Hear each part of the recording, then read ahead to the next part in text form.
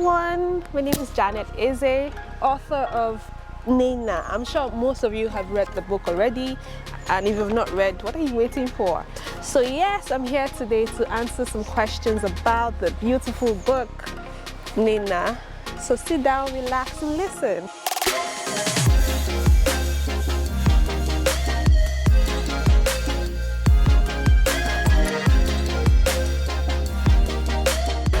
What inspired me?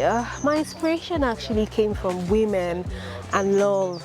You know, growing up I had relatives, that had bad experiences in marriage.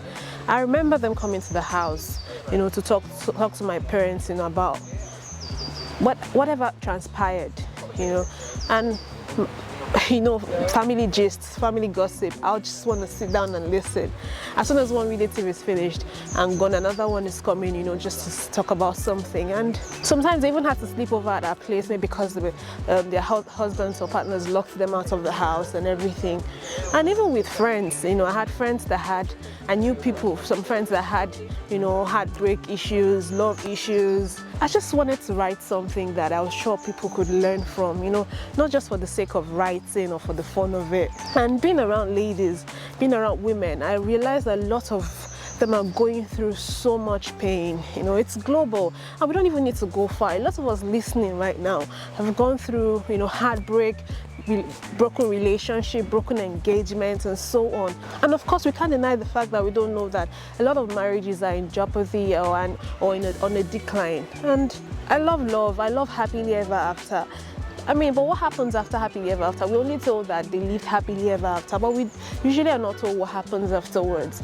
A lot of us, forget ourselves and are chasing people to love us, which, I just had to write this so that a lot of young ladies out there would not, wait till they make their mistakes, would learn from mistakes other people have made. The truth is, these days, it's a trend for people to put their issues on social media to share. And when you sit down and look at the comments, the feedback, it doesn't make the situation better, it makes it worse. I don't have anything against social media, don't get me wrong. I don't have anything against people airing their issues or putting it out there, when it's overwhelming. And also, it was a way to show people that most times when you put yourself out there, you're not going to get any form of any recompense or relief for putting yourself out there. It's like taking alcohol to numb your pain. When the alcohol wears out or clears off, the pain is still there. So of course these days men stalk women on social media, vice versa as well, and I decided to throw all this into the book. I also, wanted to carry everyone along, bring some sort of comic relief. Because the story was already too serious and intense. So after confirming with my editor, we explored a lot of options until we finally, settled with the social media thing. And for me it was like using a stone to kill two birds. You're achieving comic relief and at the same time showing people what it is like when you take your issues to social media.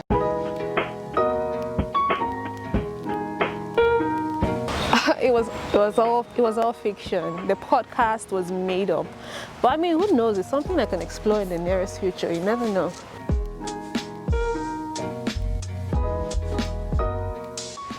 The reader's response, so far it's been so good, so good. I've had people call me up asking me, how did you manage, the nursing program with writing a book, and how did you juggle it and everything? And of course, I have had people also call to ask me if the story is real, and then relatives, of course. They've called to ask, which of us did you write about? Was it me you wrote about? That kind of thing. So, it's been good response so far. And of course, people can follow the conversation using hashtag Nina the novel.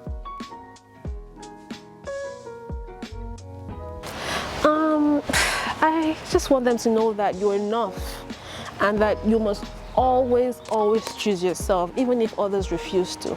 And self-love is very important. I know that I'm beginning to sound like a broken record, but self-love is very important and it's a journey.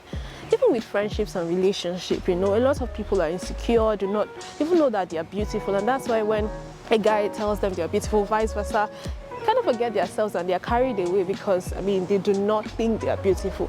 No matter how you look, you're beautiful the way you are. Even if you've had bad experiences or made mistakes, try again, keep trying. You know, it's a journey. So please don't be hard on yourself, and please do not seek validation from no one, because no amount of validation or no amount of attention they give you will be enough unless you validate yourself.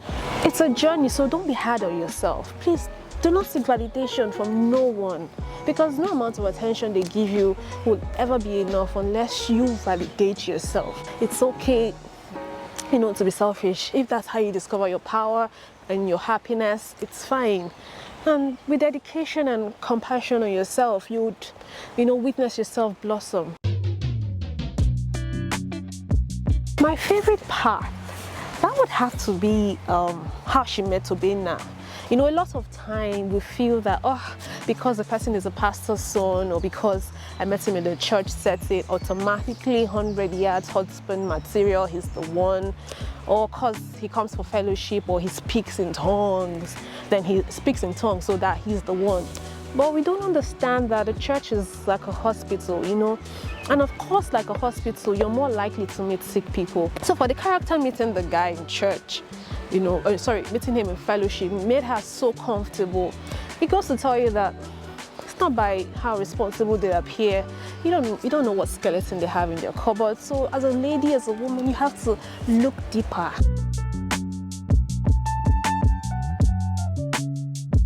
My favorite character would have to be Olive, that's in the book. A lot of us have friends that gas us up, you know, those friends that do not tell us the truth, and even when they see us going the wrong direction, they wouldn't say anything. And I mean, it's worse when they've made their mistakes and had their own bad experience. They want a partner. They don't want to be there alone. They want someone who would make that same mistakes they've made. And a lot of time we're having the problem. We don't want those kind of friends that tell us the truth. So as soon as someone tells us something we did not do right, we just do not want to hear it from them again. We avoid them. But with the character Olive, she was I think she was a true friend. I thought she was a true friend, you know. She didn't mind risking the friendship so long as she told her the truth. And I thought that was commendable. If we have more people like that, you know, I believe that there'll be less mistakes made. That's if they listen.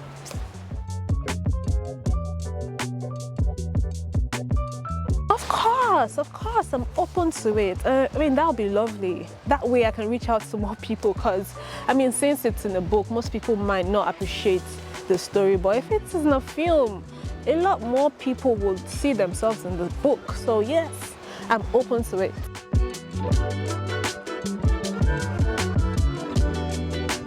Words for my reader. So it said that if you want to hide something from a black man, put it in a book.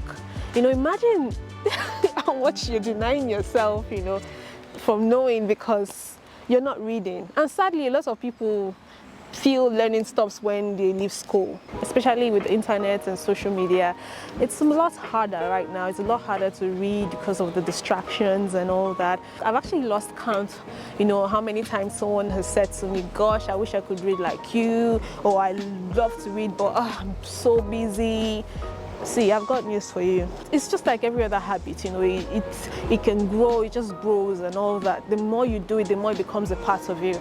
And the trick is, be friends with your book. If you have a habit of drinking a cup of coffee or a cup of tea in the morning, you could pair it up with your book, you know. You could pair it up with reading. You just put the book beside or next to the coffee maker. So when you go to get a cup of coffee, you see your book there, you grab it, and of course you don't have to finish the whole stack or the whole book. A page a day is fine. You know, if you finish it and you still want to, you know, go ahead, by all means do. If you still want to read some more, read some more. Another thing you could do is try audiobook. It's a great way, you know, to multitask. I do that while I commute the metro. So even at the gym, you know, try that while you're at the gym as well. And you can join a book club. I recommend Adiva Book Club. Join Adiva Book Club. It's a great way to get exposed to authors and to books. And you get to see the world, you know, through someone else's eyes, you know. So yeah, what are you waiting for? And if you think the books are expensive, we have thrift stores that actually, you know, sell affordable books.